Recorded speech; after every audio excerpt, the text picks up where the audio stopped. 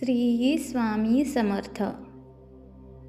नमस्कार मित्रांनो, आज आपण अशी एक कथा पाहणार आहोत जी ऐकून तुमची स्वामींवरील श्रद्धा अजूनच दृढ होईल. आपल्या कथेचे शीर्षक आहे स्वामींचे शब्द कधीच खोटे ठरत नाहीत. मित्रांनो, काही वेळा आयुष्य आपल्याला अशा वळणावर आणून सोडतं जिथे समोर फक्त अंधार दिसतो, परंतु त्याच अंधारात स्वामी आपल्यासाठी प्रकाशाचा एक दिवा घेऊन उभे असतात. हे आपल्याला खूप उशिरा समजतं.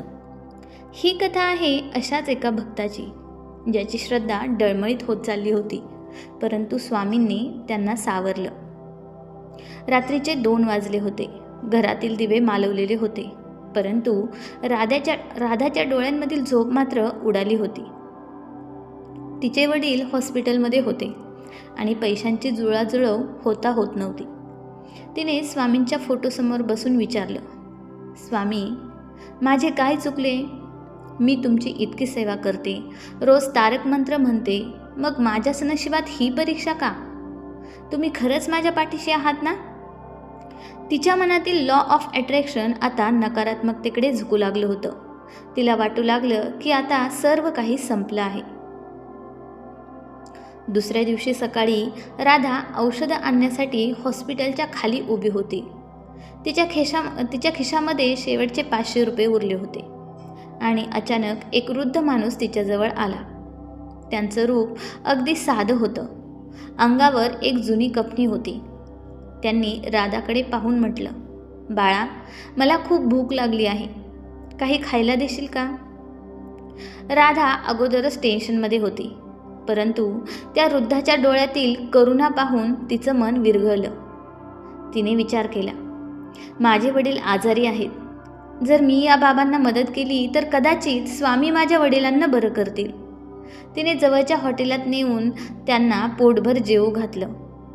जेवण झाल्यावर त्या वृद्धाने तिच्या डोक्यावर हात ठेवला आणि फक्त एवढंच म्हटलं, घाबरू नकोस, मालक सगळं ठीक करतील.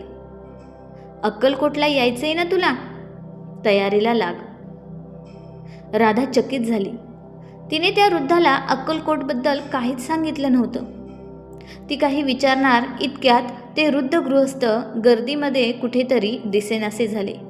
ती पुन्हा हॉस्पिटलमध्ये गेली तर डॉक्टर धावत धावत बाहेर आले. राधाला वाटलं काहीतरी वाईट घडलंय, परंतु डॉक्टर हसत होते. ते म्हणाले, राधा, चमत्कार झालाय. तुझ्या वडिलांच्या प्रकृतीमध्ये अचानक सुधारणा झाली आहे आणि दुसरी गोष्ट म्हणजे एका अज्ञात व्यक्तीने तुमच्या वडिलांच्या उपचारांचा सगळा खर्च ट्रस्टतर्फे भरलेला आहे. तुला आता 1ही रुपया द्यायची गरज नाही. मित्रांनो, या ठिकाणी आपल्याला समजते की सकारात्मकतेचा विजय होतो. राधाचे डोळे भरून आले. तिला समजलं की तो वृद्ध माणूस दुसरा कोणी नसून स्वतः स्वामीच होते. जेव्हा तिने कठीण काळातही मदत आणि सकारात्मकता सोडली नाही, तेव्हा स्वामींनी हजारो हात सरसावून राधाला मदत केली. आपण विश्वाकडे जे देतो तेच आपल्याला परत मिळतं. हाच तो निसर्गाचा नियम आणि हीच ती स्वामींची कृपा. श्री स्वामी समर्थ.